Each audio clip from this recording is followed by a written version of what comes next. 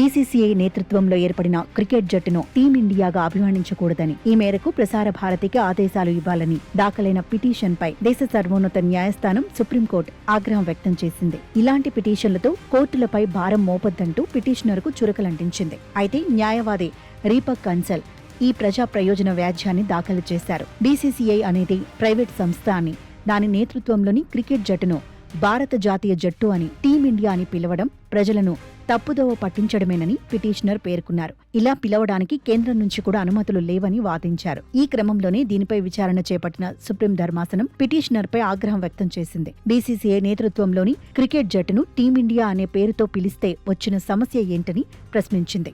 దేశానికి ప్రాతినిధ్యం వహిస్తూ ఆ జట్టు అన్ని చోట్ల క్రికెట్ ఆడుతోందని గుర్తు చేసింది. ఇలాంటి పిటిషన్ దాఖలు చేసి మీ సమయంతో పాటు కోర్టు సమయాన్ని కూడా వృధా చేస్తున్నారని సుప్రీం ధర్మాసనం ఆగ్రహం వ్యక్తం చేసింది.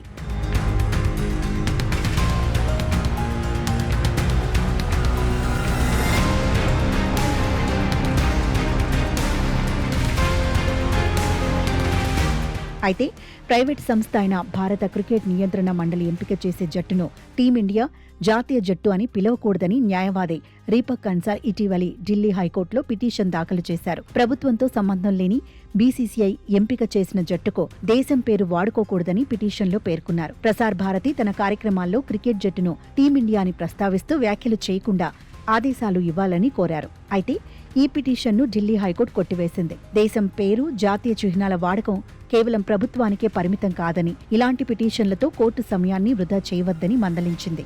అయితే సదరు పిటిషనర్ సుప్రీంకోర్టును ఆశ్రయించారు. ఈ క్రమంలోనే తాజాగా దీనిపై విచారణ చేపట్టిన CJI justice Suryakant, justice Joymalya Bagchi, justice Vipul పంచోలీలతో కూడిన ధర్మాసనం పిటిషనర్పై ఆగ్రహం వ్యక్తం చేసింది. టీమిండియా అని పిలిస్తే వచ్చిన సమస్య ఏంటని ప్రశ్నించిన ధర్మాసనం ఈ పిటిషన్ను కొట్టివేసింది.